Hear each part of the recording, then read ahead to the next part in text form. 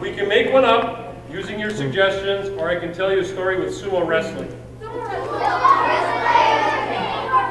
Okay. We'll do the sumo wrestling. Yay! Was he a bear or? Sumo wrestling. In sumo wrestling, people have to weigh 300 pounds. Just to compete. And they put on all that weight because if you look at the way they stand, they look like a mountain. They want to be immovable like a mountain. They do that on purpose. Now this story is called The Three Strong Women. And it's from Japan.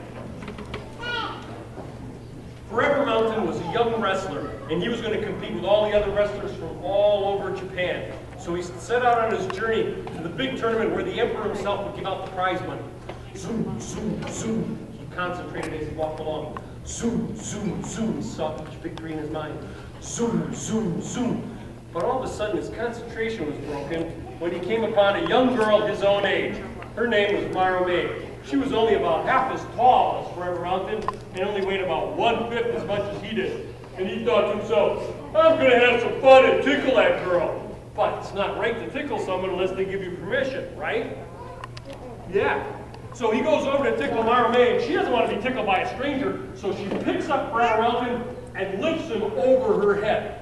He struggles and he struggles and he can't get away no matter how hard he tries. Here he is, this 300-pound wrestler, and the girl, 1/5 his weight, is holding him in the air like a little baby. She spins him around for a while and looks at him and holds him up for a couple hours. She looks at him and she thinks, he's kind of cute. I think I'll take him home. So she carried him all the way home, all the way down the mountain, all the way back to the farm. When she got home, she said, Mother, Grandmother, look what followed me home. She set down Forever Mountain. He tried to get away, and Marume's mother picked him up by 2 fingers, and he just dangled in the air. She held him there for a couple hours till he promised not to run away. So finally he did, and he said, I'm a wrestler, and I'm going to the tournament to be the champion. Well, Grandmother just laughed. Champion! Woohoo! Grandmother picked up a cow. She carried the cow all the way out to the pasture so it didn't have to walk. And Marume's mother pulled out an old dead tree by the roots. Threw it across the farm. Until it disappeared. Forever Mountain couldn't believe his eyes. These have to be the strongest women in the entire world. And Marume said, that's straight up, that's straight up. And Grandmother said, I will wrestle with him every day until he gets his strength. Come here, you. So every day, Grandmother wrestled with Forever Mountain. She picked him up and threw him out of the ring. Whoa!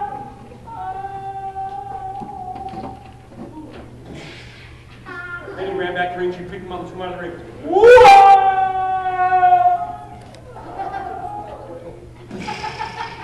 Then he ran back to the ring. She picked him up and threw him out of the ring. Whoa! Look out for the pain! She kept throwing him into trees and into the mountain until after a while he started becoming strong, almost half as strong as Grandmother. So strong that when he brought down his foot, the whole valley shook. Well, it was time for the tournament, so they put a special sash on him and sent him up the mountain. Zoom, zoom, zoom, zoom, zoom, zoom. He got to the tournament. He didn't hang around with the other guys or brag about his strength, and he didn't listen to them when they teased him. Well, it came time for the tournament, and his first opponent was twice as big as he was. They both approached the ring. They picked up some ritual salt to keep away the evil influences. They both entered the ring. And when Forever Mountain brought down his foot, his opponent went flying out of the ring. Well, a lot of the other guys didn't want to wrestle with this Forever Mountain guy. I can't wrestle. I got hurt one of these things. Help me out, somebody. I hurt my spinal cord disc, and I can't wrestle with one of those hurt things that he said. Somebody else said, oh, I can't wrestle today. I ate too much chicken and broccoli and noodles with herring and cheese and chocolate and beans and wine. Can't do sugar. shouldn't know about that. And I put it in the blender, and oh, I can't wrestle today. Somebody else said, hey, quiet! You hear that? My mom's calling. I gotta go, I can't wrestle live. So a lot of them left. But each opponent, Forever Mountain, picked up and gently set outside the ring. One, after, another, until there was only the champion left, who was 5 times as big. They both approached the ring, picked up the ritual salt, put it on their hands, threw it into the ring to keep away the evil influences. They both entered the ring, and when they brought down their feet, dust fell from the ceiling, bricks fell from the wall, furniture fell over, but the champion was still standing. Well, Forever Mountain was small, but he learned well from grandmother. He picked his opponent up and carried him over to the Emperor's throne and set him in his lap. But the Emperor wasn't even mad. He held out the prize money, he said, stay, wrestle for me, be my champion. Forever Mountain took the money and he said, I cannot stay. He went back up the mountain.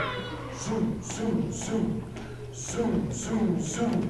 Zoom, zoom, zoom. Along the way, he ran into Mara May. And Mara May was so glad to see her friend again, she picked up Forever Mountain and threw him in the air. Whoa! Uh-oh.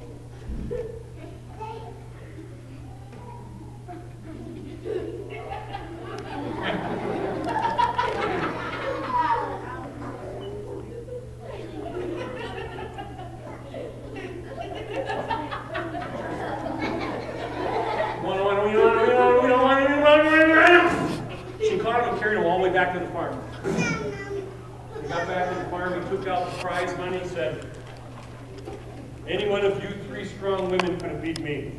Therefore, you are the champions. This is your prize money. And there he stayed and farmed with the 3 strong women. Yay.